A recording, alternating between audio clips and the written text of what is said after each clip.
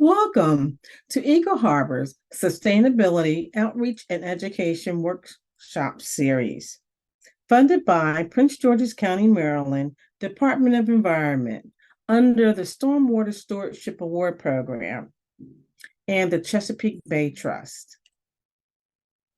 Today's workshop, number 5, will be on small systems, presented by the Environmental Finance Center. Our guest speaker, Natalia Sanchez. Good evening.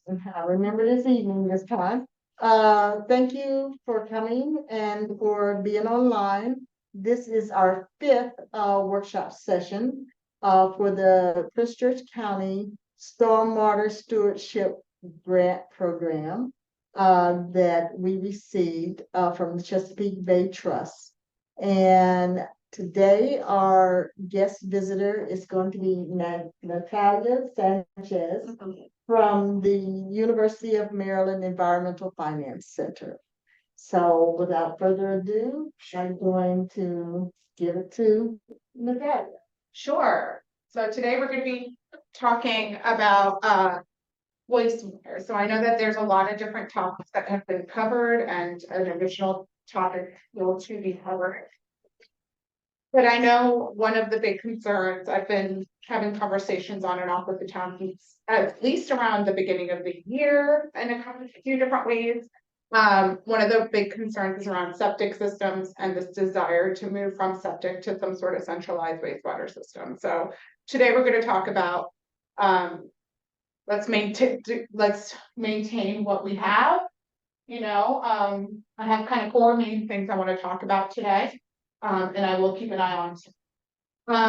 So we have septic systems. I'm going to talk a little bit about what I've heard to date about some concerns from the town and some goals that you have for the future. And maybe, I hope today can be an information gathering session and an understanding and maybe the beginning of a chart pathway forward.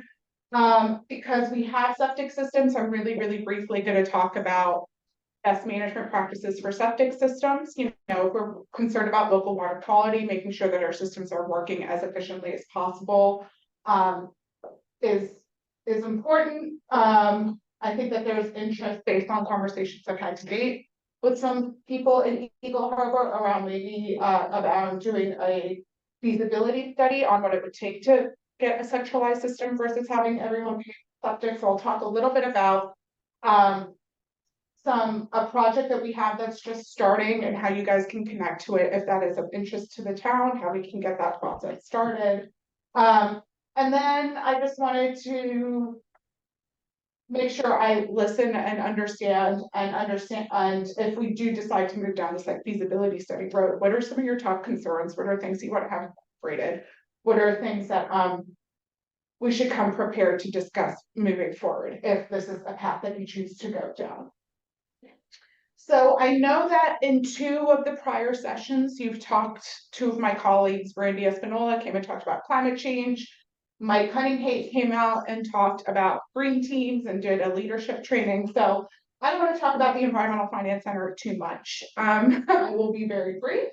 But basically, we work with communities to help them find their funding and financing solutions that they want and need to achieve whatever goals that they have. So I want to start by saying I'm not a septic expert. I'm not a wastewater expert, but being part of the university, being part of a national network, and having a great team of folks together for this water infrastructure work, I'm hoping that the role I can play is that networker piece, understanding what the local context is, and really getting you in touch with the right technical service providers moving forward, depending on what it is the community wants to do.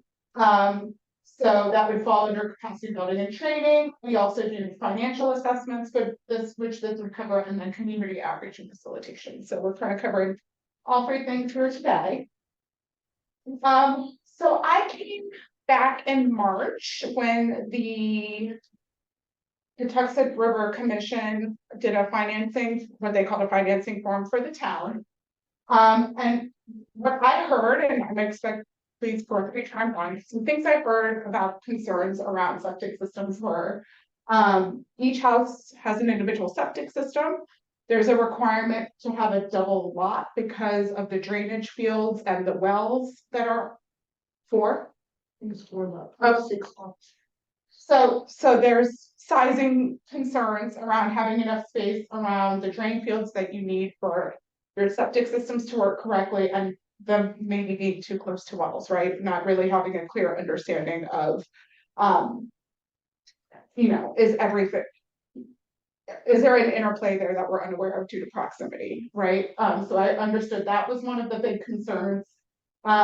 Also just the age of the neighborhood. We know that, infrastructure ages, nothing lasts forever, especially if you don't maintain it over time. So we know that some of the systems, the septic systems that we have are older. They're probably not the best available technology, things like that.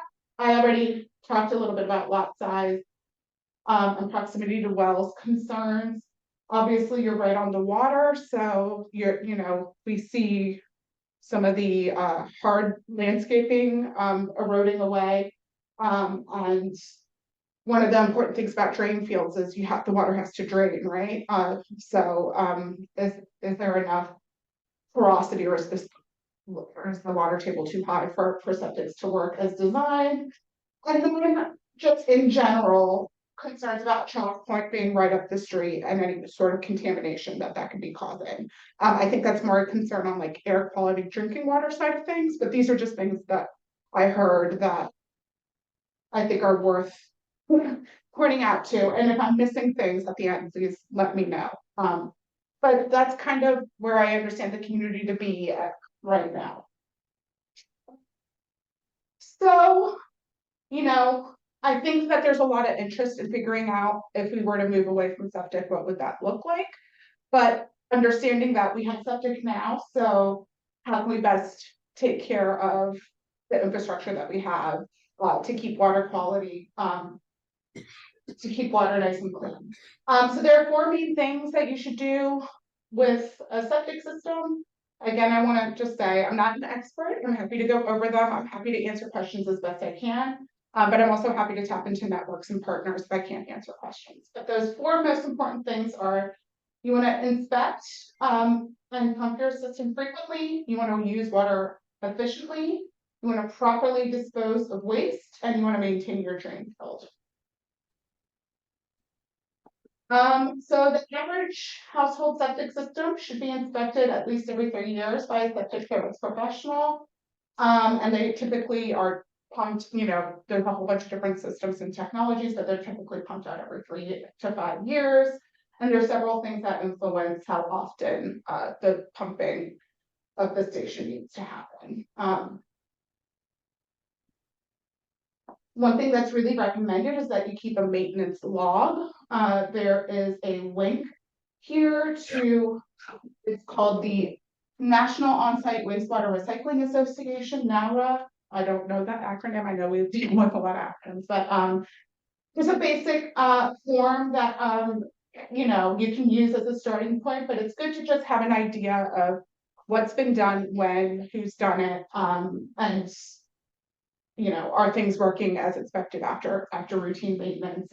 So we recommend keeping a log, and they also have a resource on finding a septic system professional. So if you've been unhappy with a service or whatever, you can always check the directory online. The second thing we want to do with our septic systems is we want to make sure we're using water efficiently. The average indoor water use in a typical single family home can be as much as 70 gallons per individual per day. Just one single leaky pipe or running toilet can add as much as 200 gallons of water per day to the septic system. So keep in mind that the more water that you conserve, the less water enters the septic system. So the better it'll run and the less maintenance it'll need in the long term. So just being really cognizant of the fact that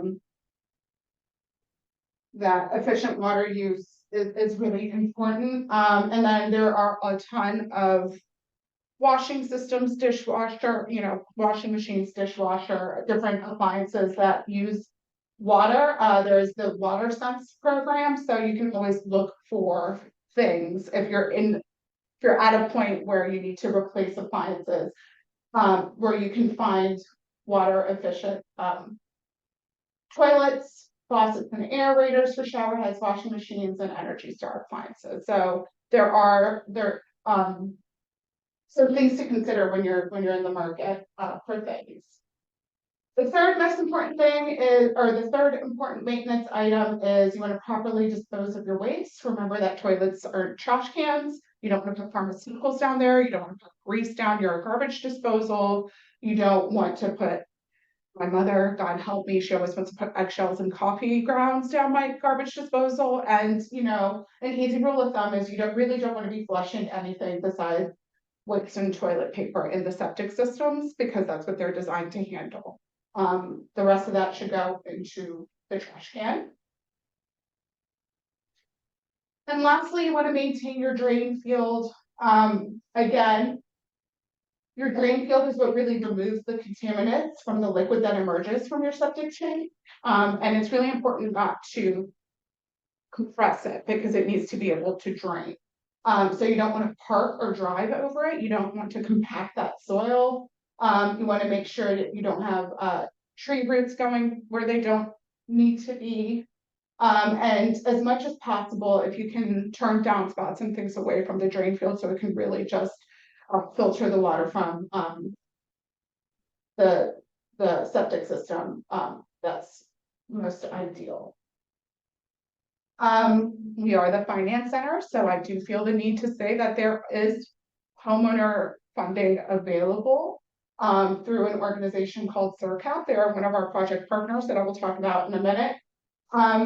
They have both a septic loan program, low interest loan program, and a well low interest loan program for homeowners up to $15,000 to help pay for the installation of septic systems, and they are at a locked-in rate of 1% for these loans. So if you have questions specifically, again, I'm not the expert, but CIRCAP is, and we are project partners with them, so I can always connect people with the appropriate project partner as needed. And if you want to learn more about some of CIRCAP's homeowner program, I included the link here.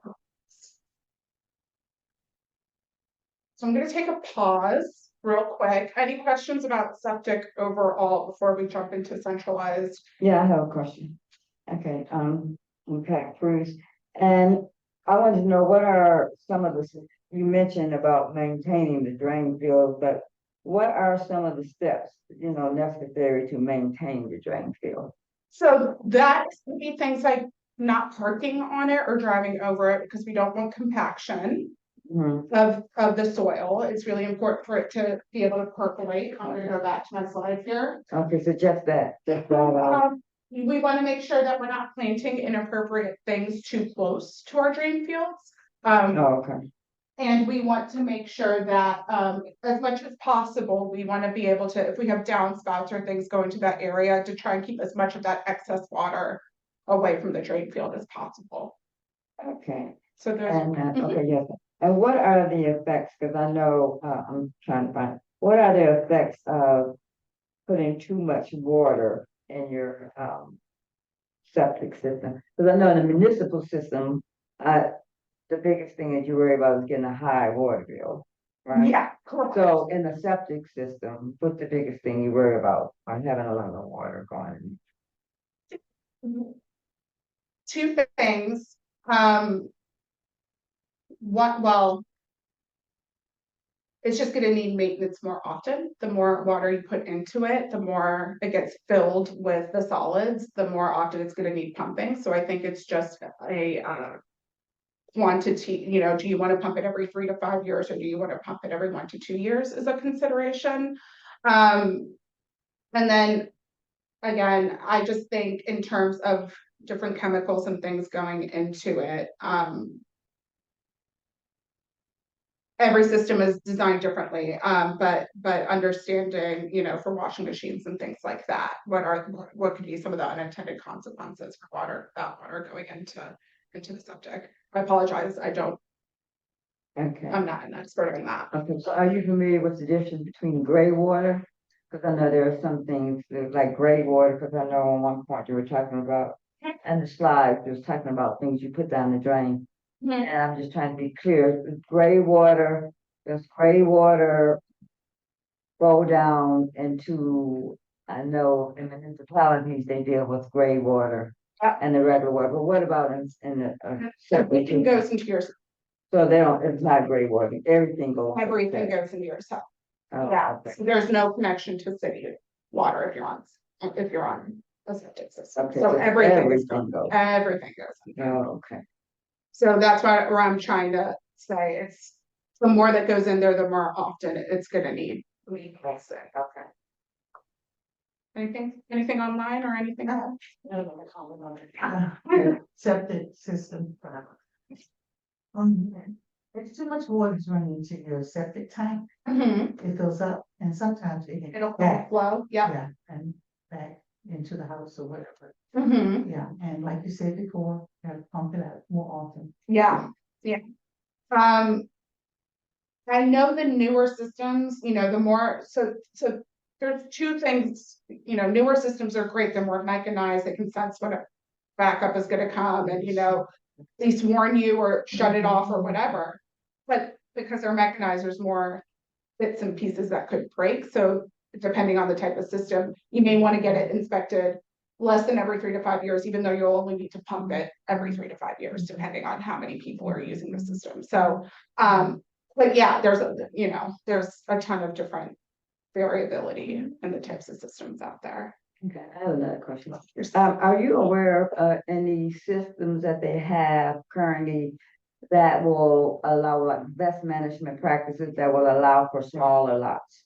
Because I know I did some research on it Yeah. one time. Do you know what those systems are? So I believe they're what's called mound systems. So instead of needing to have as much area to drain, they're actually higher up in the ground. And I don't know because I don't understand how they work, but I know that they're called mound systems. I know that they're using them a lot in coastal areas because you have such a high water table that it makes more sense. And I can send more information on them. And on what's recommended specifically for coastal areas, but off the top of my head, I know that there are systems that don't need as large of a drain field, and I can send resources to Jackie and the mayor about that. Is that something that is allowable in Prince George County? I don't know. So again, for these questions, I would probably reach out to my contact at SOCAP who knows stuff like inside and out and see what it is. So I don't know. And that would be the same thing if a person has their lot doesn't perk. You don't know if a mound system or another kind of system. That's another question I would have to ask somebody. Yeah, so what I will do is I will send these questions to our partner SOCAP, who does nothing but septic systems, and ask them, in a coastal area where there's limited space for a drain field, what are the best available technologies available? And do they know about any regulatory constrictions in Prince George's County again around putting some of these systems in? Yes. The mound system is typically used whenever the property won't perk. Yeah, They'll come in and they'll build the a map, down there and run the pipes and that above the water table. right, And then what happens with that is they take much more space for the mound system. And the maintenance on the septic tank is you shouldn't put bleach in it. yeah, You shouldn't put the grease in it because you correct, want mechanism that's in the holding tank to eat Right, this yeah. stuff. yeah. So then and then the water goes over to that drain field, which is way above the water table. Yeah, So normally when they size them up, they size it so that you don't have a problem with that water flowing. right. So I just add. I appreciate that. And who the mountains mostly in Charleston. No, they have them all over. And Yes, you go up past that old IGA store yeah. and take that left and go back over to, there is one right beside the road, there's a mountain Mound system. house. That's good. Yeah. So Clearly, the regulations allow it in Prince George's. I said, I would think the regulations would allow it if it's in Prince George's County.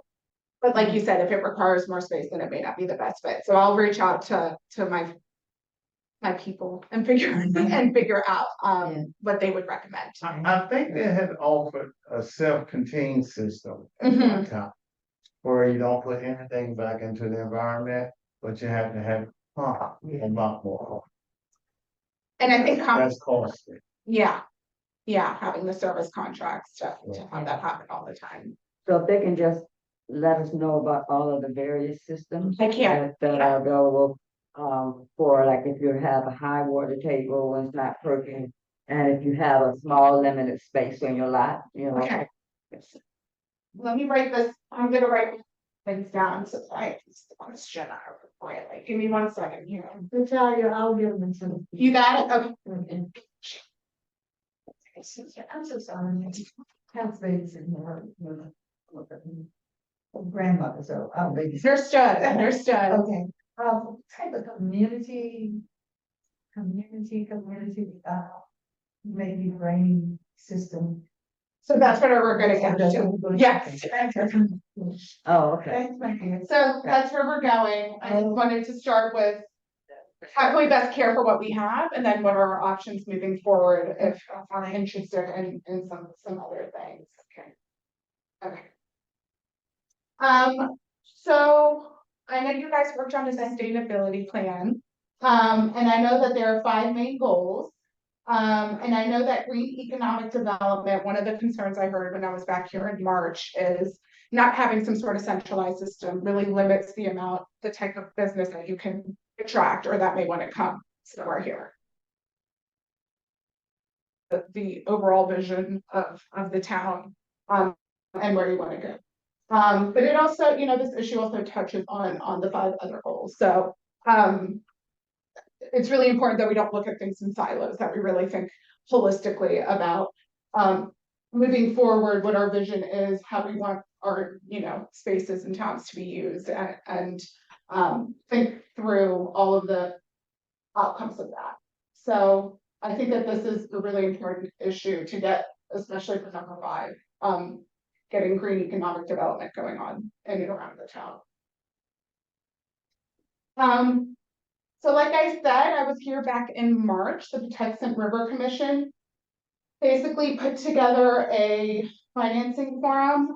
So they pulled together different state agencies and that talked about different potential funding sources for different things.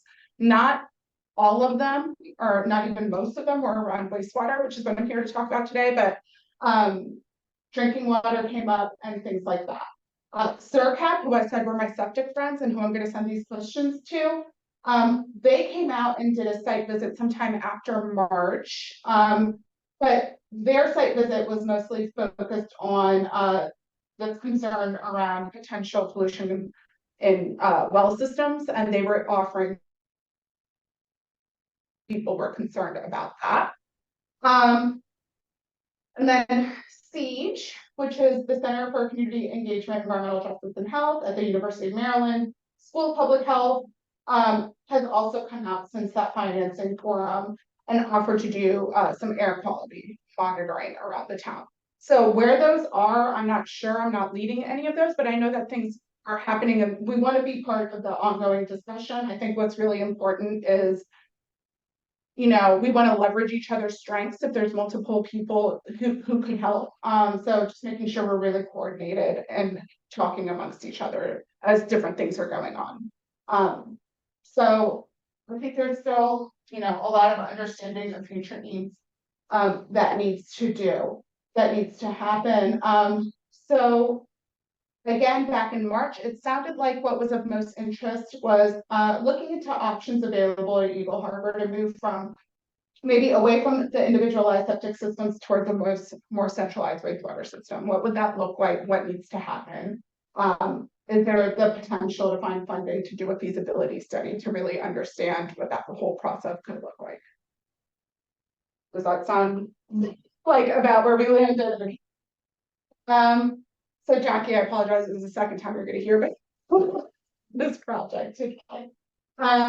So we have funding, it finally kicked in. The last time I was here in March, it wasn't up and running yet, but we finally got the funding. And it is a 5-year project. So it's kind of the perfect time to be starting this conversation if it's going to be sustained and long-term conversation around figuring it out. So the Environmental Finance Center became what is called an water infrastructure technical assistance center.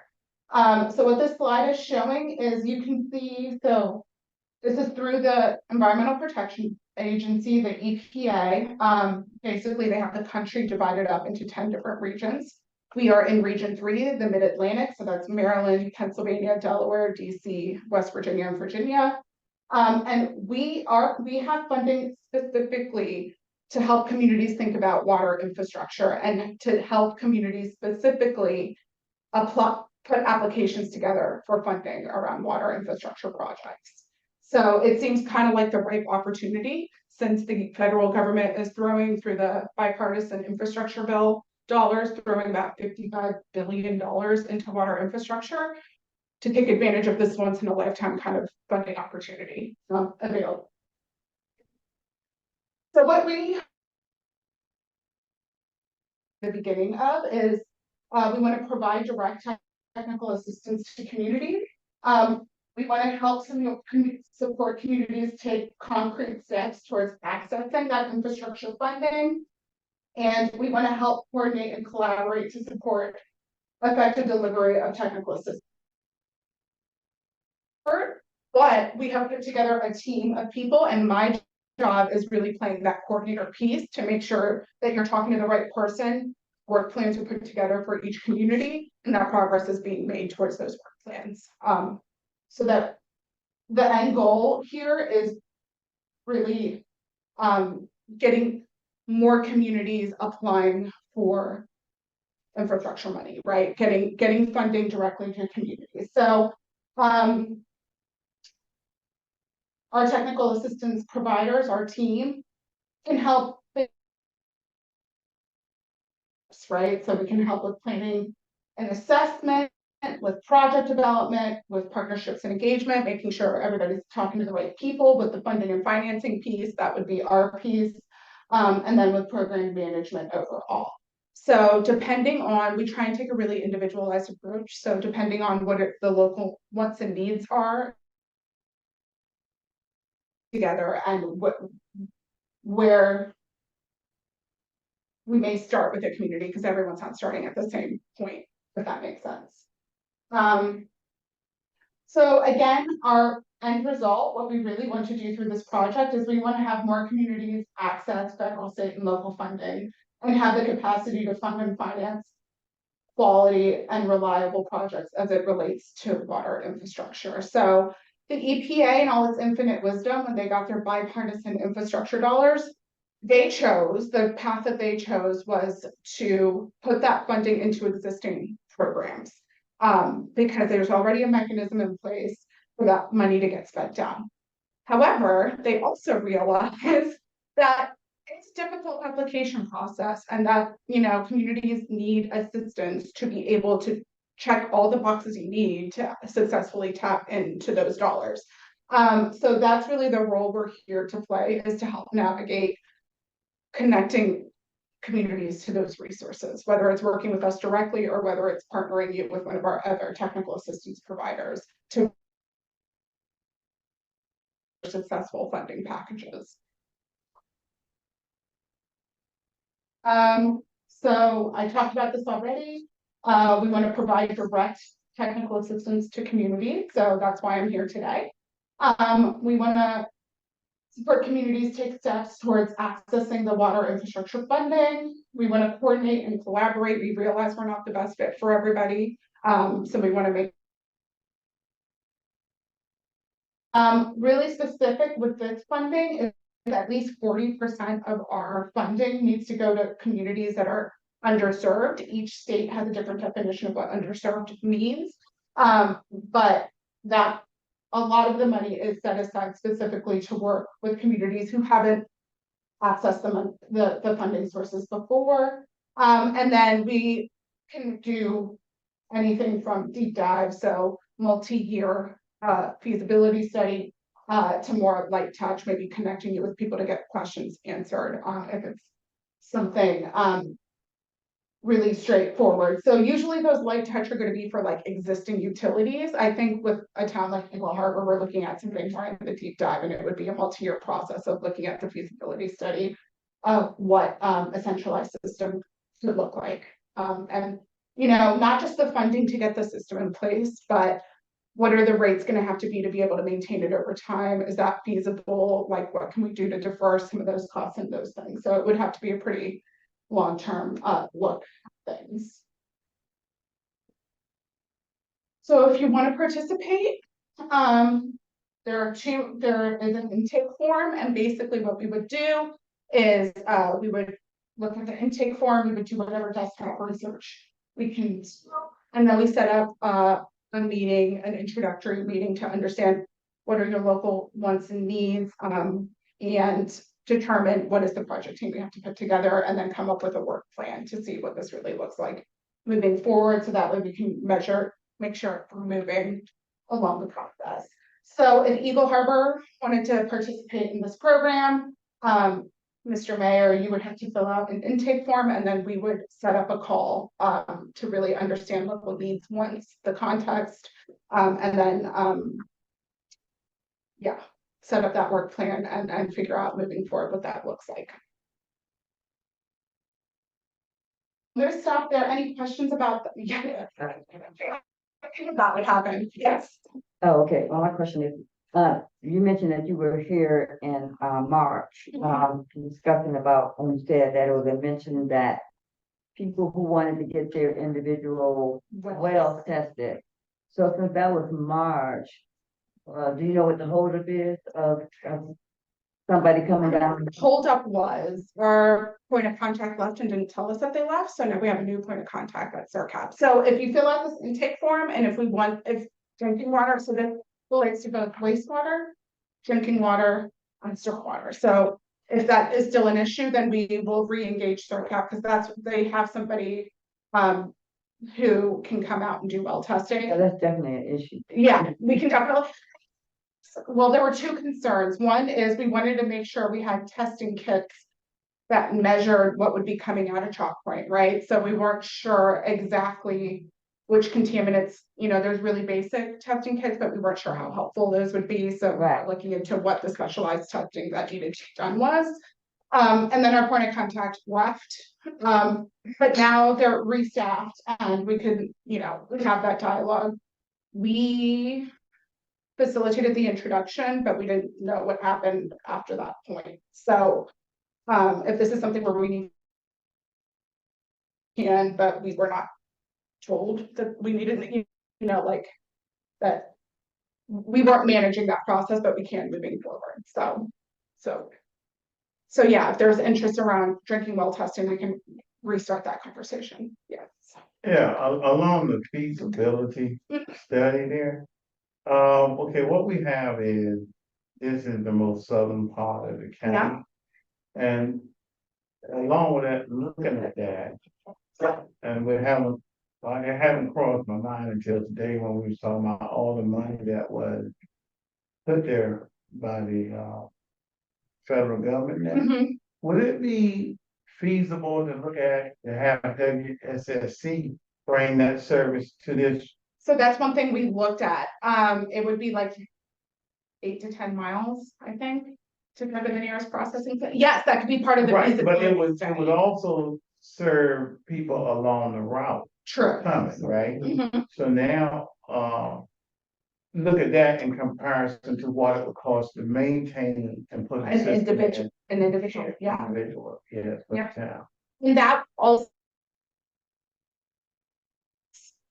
costs on WSSC. WSSC. And it wouldn't put it on the citizen, you know, you would have to pay your water bill, but it wouldn't put it on. Well, on average now, Mhm. we just had a well put in. And they don't allow shallow wells anymore. Yeah, So our well was right at $27,000 to $30,000. So if you do that at the life of a well, of an individual paying the water bill, yeah, a new person, old person, dwelling here, it yeah, would take them a long time to put that amount of money. yeah, absolutely. WSSC. We do, yeah, absolutely. I know I put the one example of the low interest loan program, so there is some support around that. So, you know, we can have that conversation. I want to just make sure Price and went up to, that's half of, exactly, that's half of the cost. Absolutely. That only would cover half. Yeah, so, you know, that feasibility study, part of the discussion I wanted to have today was, you know, I'm here to talk about septics and waste, but do we want it to be drinking water and wastewater? I'm assuming yes. Do we want to look at, you know, like what are the considerations that we need to take into account? For like, what are your concerns and what do we want to make sure that we would cover in that? Let's take a look. So we have about 13 minutes left. Sorry, what are our options? So your options would be, so there are decentralized in terms of the wastewater side of things, that's what I'm assuming. That's fine. Yeah. So one of the things that we had discussed was basically one decentralized system for the town and for Cedar Haven is the name of the other town that's close by. Which would basically be one, I don't want to call it like a large septic system, but it would be centralized just for this community, right? But then there would be who's staffing it, who's paying for it. Can we? There's all these questions and conversations around that. They're tying into existing, but we know how far away that is. There is so those are the two off the top of my head I can think of. There is, can we look into finding financing for upgrade, I don't know, upgrading people's systems, looking into the best available technologies.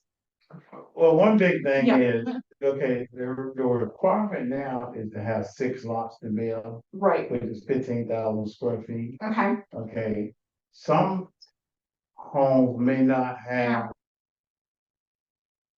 5,000 square feet. So if their well go dry, what would they do in a situation like that? Yeah. Cause they gotta move it. And on places look like you're looking at the septic tank and all that close together. Yeah. So that would create an immediate problem that is unforeseen right now. Right. Cause the community, well, at the community center here went dry. The artesian well, yeah. Move it. And so if you don't have as much space as we have for the well, Yeah. then what do you do?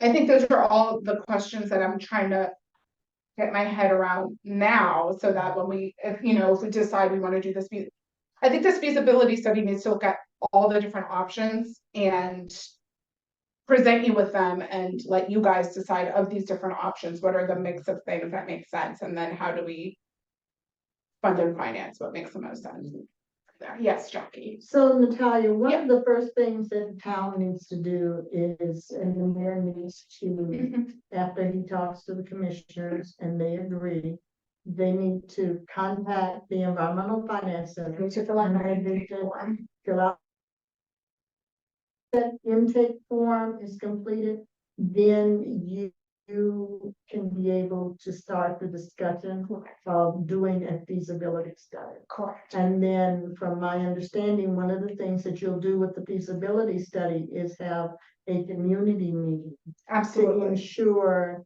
that the community is on board with moving forward. Understanding what the options are, making sure everybody understands what the options are, and then And then you would have SERPAP and other They would- professionals Mhm. come so that they could be able to answer some of these questions. absolutely, yeah, And they would be then involved in developing the feasibility if they study. decide to move forward, Mhm. then that's when you would assist them with tapping into the funding that's currently available. Yeah, I mean, the first thing we need to do is understand what all our options are, and then depending on what the top choice is, how do we fund and finance that? So whether it's through this program, which I imagine it would be, but it is tapping into this program, it is a loan program, so if the town doesn't have money coming in, can it pay a loan? There's all of these different considerations. Some of it is grant funding, So it's really finding the funding mechanism that makes the most sense once we know what it is that we're trying to do. Since this is the underserved community, Yes, is the underserved communities more likely to be a grant program versus a loan program? it is more likely to, but it's not guaranteed to only be grant funded. Could you also check and see what is the criteria to ensure that it would be a grant program versus a loan program?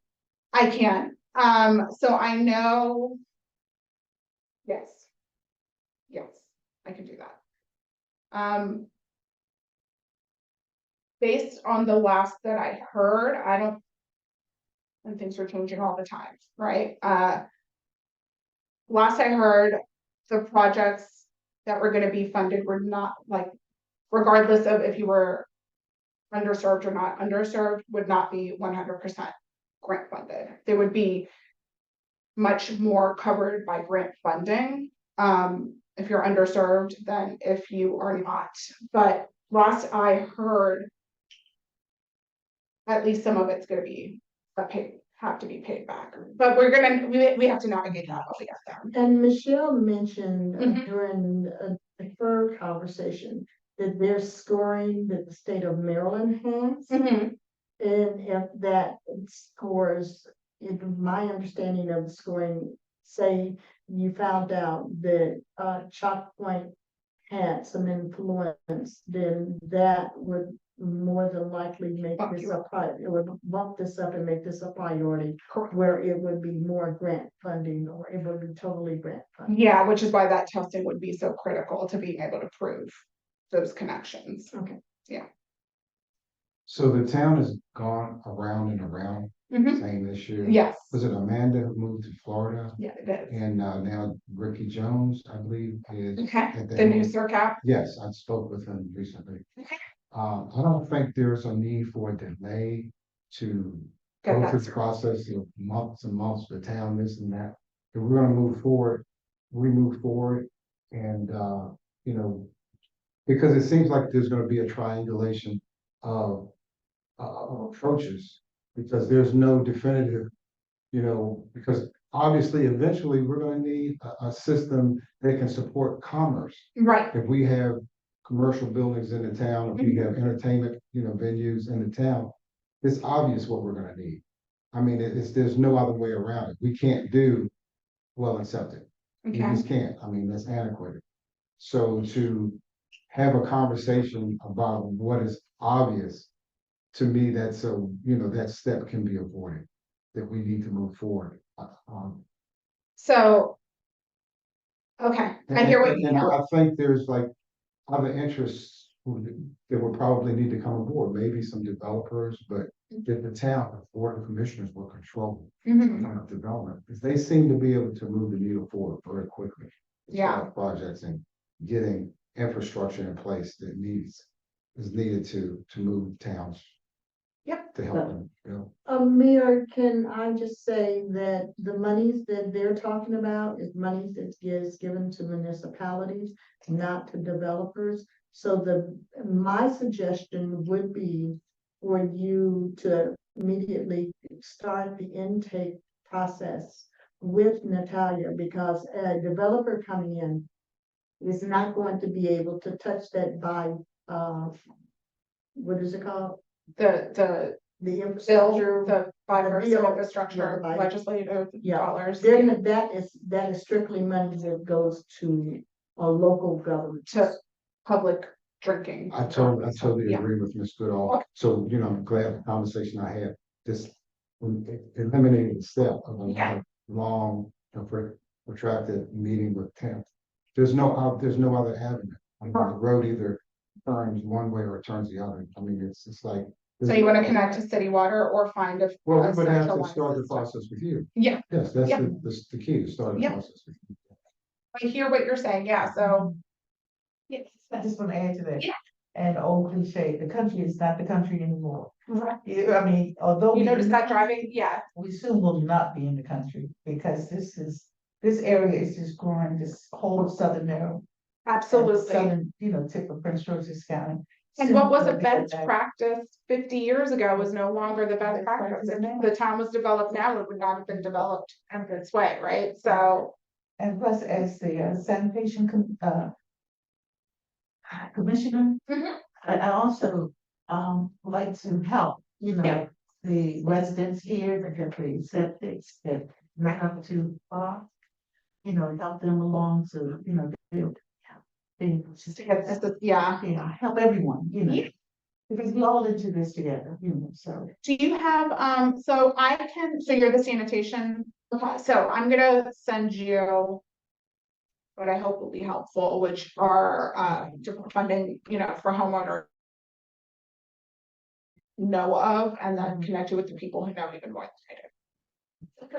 Thank you. Yeah, And I remember Ms. Sanchez, he was, CERCAP tried to put in, a grant request for free, pumping of septics. okay, Is there a grant writer still on board, I'm CERCAP? sure, yeah, so we You can try that approach again to help, to get as To much get light some of out the of easy- these. Yeah. a follow-up conversation with STARCAP is definitely needed. But the long range plan Yeah. is centralized. Yeah. Okay, but to start with, so that we can protect, Absolutely, so that's why I wanted to start with just maintenance, because like, we have to protect what we have. What we have is what we have, so how can we make it work for us now, but also vision that where things change radically. So it's hard to have both conversations. Do you all work with, I'm not sure if I know, maybe Erica? The yeah, rural one? yes, Okay. yeah. Y'all work- CERCAP, it's basically the same thing as CERCAP, they just cover different areas, right? So our cap is further west. CERCAP covers and then our cap covers like West Virginia West, but Oh, because Region 3 does include West Virginia, so. So we would connect you with CERCAP because they do cover. but they're headquartered in Washington DC, right? The national net, yes, Yeah, okay. yeah. But it is, they have different names, but one is the Southeast rural and one is just rural, but. Yeah. Were there any questions online? No, I wanted to open it up. Okay. One moment. If there are any individuals online who would like to pose a question to Ms. Sanchez, please come off of mute and ask your question.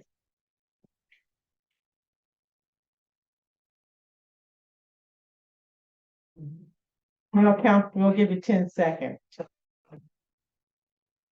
think it's more than 10 seconds to set up the screen, so I guess that's. Well, you gotta find the Yeah. mic key as well.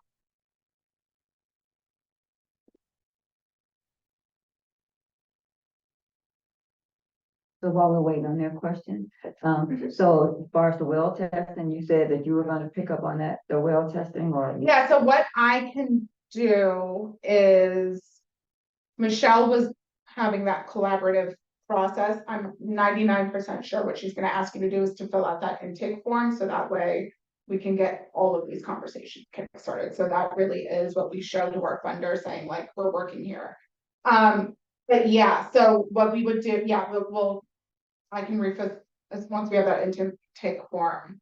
We have a new point of contact and we can figure out, they would be coming out of Roanoke, so I think the conversation there was they would come and do testing for like 1 or 2 days. So identifying who wants the testing done, and having a plan for, how long it would take and how many homes they can hit so that they can make the best use of their time while they're in town. So we need to be identifying people now then? I think that wouldn't hurt. If you know of people, just start collecting that information so that we can contact them once we have the tester out. And what would be a good time for the mayor to contact you? ASAP. Fill out that form and we will call you. You have the form, you have forms. So like the presentation, and I can send them to you via email. Yeah. Oh, They want to. We done? yeah, I think so. Okay, thank you, Natalia, for being our presenter. And I'm sure that Mayor, will connect with her immediately, so we can start this whole process. Our last, workshop is going to be with Prince George County Department of Environment with Carol Barr. And she will be here on the 28th of September. Same time, same station. I hope everybody will be able to come in and join us and have questions. Carol will also be talking about George County has, and I know that everybody looks at their tax bill, and when you look at your tax bill, there is a line on there that says stormwater fee. And so this particular workshop and what Carol Barth does and some of what they do at the Environment Finance Center, that money comes from that stormwater fee. Oh, okay. So I just hope that people will take advantage of this because it's really is your money. That's one of the biggest fights that I have had since they started, is that this is the money that's being put into this stormwater fee is not just the county's money.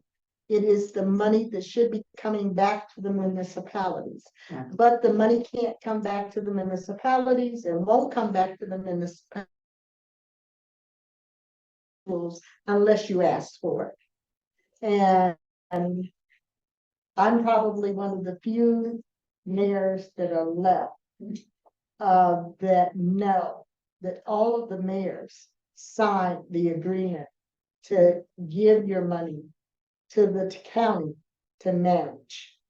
Is that Because right? we did not have the capability as Mhm. mayors to be able to manage. Wow. So remember, this is your money. You need to ensure that it's coming back. So Carol Barth will be here on the 28th at Okay. 6:30. We'll see you then. Okay, thank you. Thank you, everybody. Thank you for joining the Town of Eagle Harbor's workshop series. Please stay tuned for our next workshop, which will be on September the 28th. Sponsored by Prince George's County Department of Environment.